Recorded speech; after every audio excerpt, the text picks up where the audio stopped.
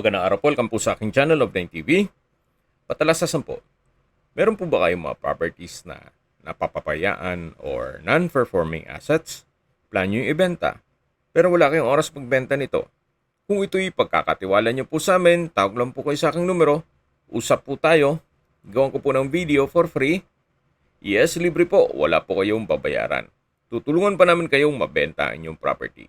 Kami na po bala sa marketing, sa boosting or paid ads. Even sa tripping, hindi na po kayo mapapagod sa pag-entertain ng mga buyers.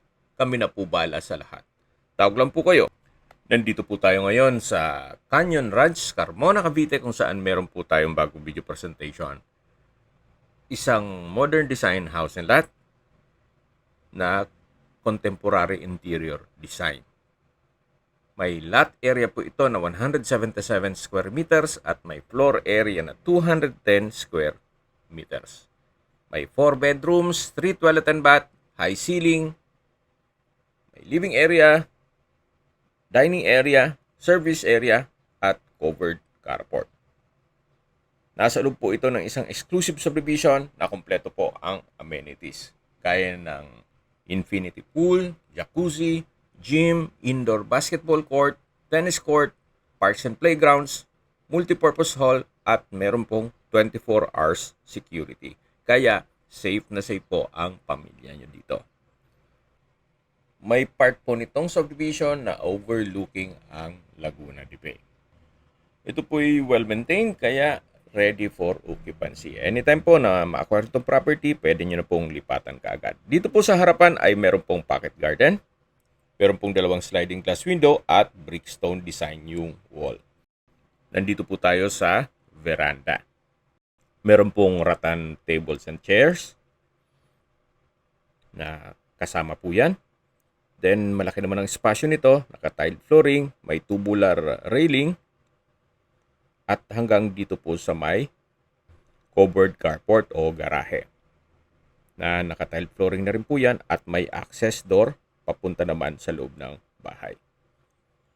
So mula po dito sa veranda, ito naman po yung main door na naka-smart lock system. Samahan niyo po ako, pasok po tayo, at welcome po dito sa bahay ni Madam. Ito po yung living area o salas. Naka-contemporary interior design po yan. High ceiling, may pin lamps. Napakaliwalas po. Premium tiles ang ginamit dito sa flooring. At dito naman po sa side na to ay yung stairs o hagdan. Ito po ay fully furnished. Kaya ang kulang na lang po ay kayo at ang gamit nyo kung sakaling ma-acquire nito. Pero lang po pala dun sa personal staff ni owner at yung dalawang split type na aircon. May wall-mounted na table at high chair dito. At ito naman po yung formal kitchen. May kitchen countertop, stainless sink with faucet, wall-mounted kitchen cabinet, at ito po yung access door na papunta naman sa garahe. Na kung saan pinakita ko na sa inyo ito kanina. Yan po yung veranda. Doon tayo nakapwesto kanina. Balik po ulit tayo dito sa loob. So yan po yung formal kitchen. At meron pong access door naman dito na papunta sa service area. Ito po yung naka-aluminum screen door. So malaki naman po ang espasyo nito. Dito. Check po natin yung ibang parte nitong bahay. Yan po ulit yung tatlong high chair na may wall-mounted na table. At dito naman po yung common toilet and bath. Maayos naman po ang toilet fixtures nito. May bathroom sink, vanity mirror, water closet with bidet. May shower curtain, naka-tiled bathroom wall, hot and cold shower, at may bathroom window. So wala naman po kayong papagawa dito.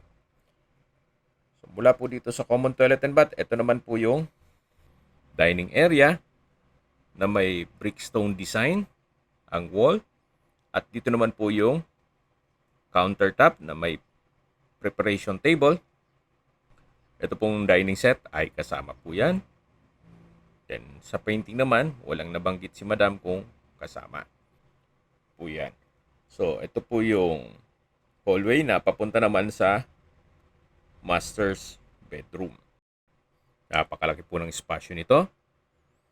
Naka-tile flooring.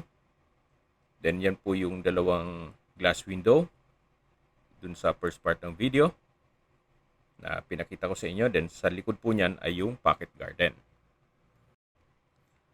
At may access door din po dito na naka-French door design na papunta naman sa veranda. Actually, nanggaling na po tayo dito kanina. Yan po yung tubular railing. At yan po tayo dumaan kanina. So, mas elevated po ang lupa nitong kinatatayan nitong property. Yan po ang inyong mga magiging kapitbahay.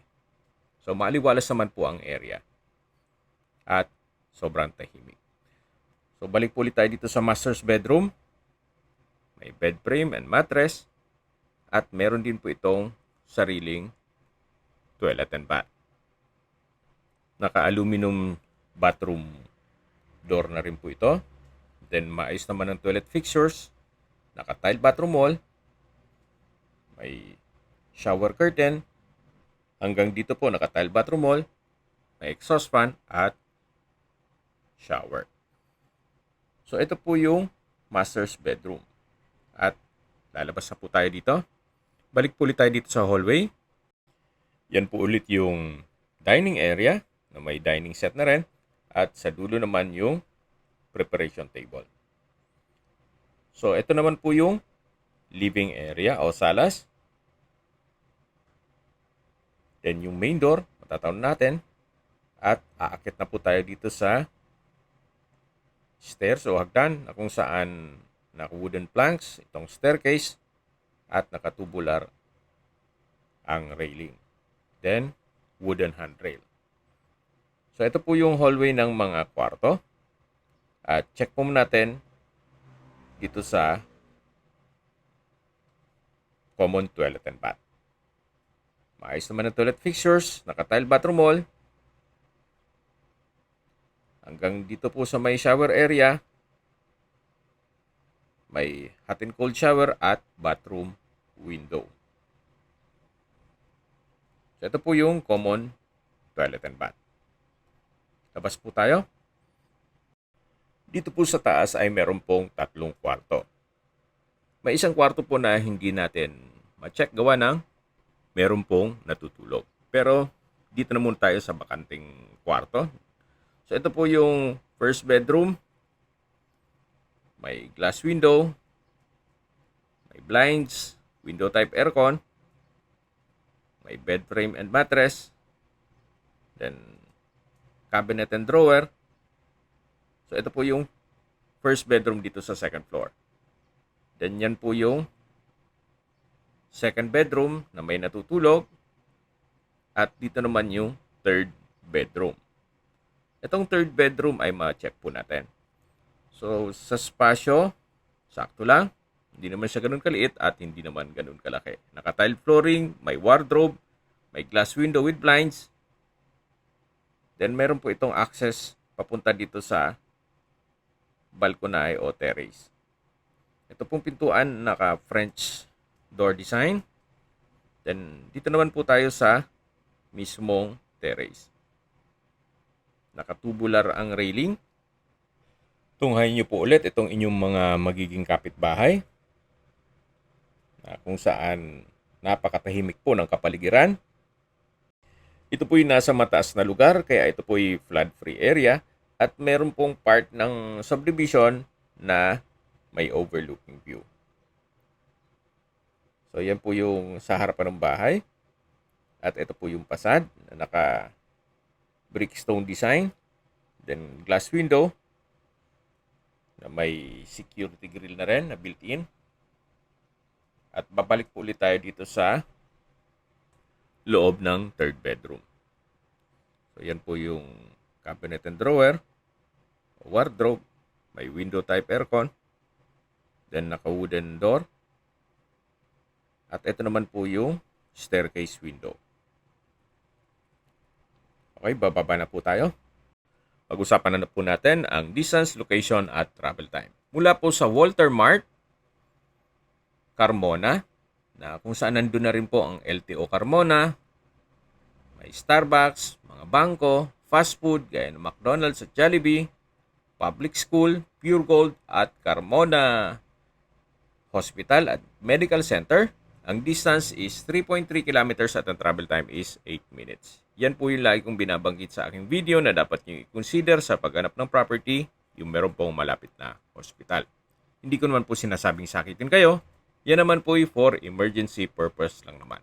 At mula naman po sa public market ng Carmona, ang distance is 5 kilometers at ang travel time is 11 minutes. Mula naman po sa South Luzon Expressway, Carmona exit, ang distance is 8 kilometers at ang travel time is 15 minutes. Kaya you might consider this property, especially kung sa Manila kayo nagtatrabaho, wala pa pong isang oras, nasa Manila na po kayo mula dito sa Carmona. So mula naman po sa Manila o sa airport, ang distance is 32 kilometers at ang travel time is 41 minutes. Okay, sa presyo na po tayo. Binebenta po ito ni owner sa halagang 8.5 million pesos net. Kung may mga katanungan po kayo, tawag lang po kayo sa aking numero. At sa mga kababayan naman natin na sa ibang bansa, meron po akong Telegram. Sa mga iPhone user naman, may iMessage. Meron din pong Imo, Skype, Viber at WhatsApp. Same number lang po, 0917-316-3399. Sa mga nagtatanong naman po ng aming Facebook, meron po kaming Facebook page na Nov9 TV at Facebook Reels Video. Meron din pong TikTok at Instagram. May ibang YouTube channel po kami na The Nov9 TV channel at Nov9 TV Listings. Sana po naibigyan nyo ang video presentation. Paki-like and subscribe na lang po sa aking channel para ma-update din po kayo sa aking future listings. Kung sakali po hanap nyo yung mas malaking suot na lupa, meron din po kami ibang listings na pwede nyong pagpilian. Huwag po kayong mag-atubiling tumawag sa amin, then let us know your budget para malaman namin kung anong property pwede naming i-look sa inyo. Sa lahat pong viewers, subscriber at nagtiwala po sa amin, salamat po sa suporta. Ingat po kayo lagi at yung pamilya. Maraming salamat po.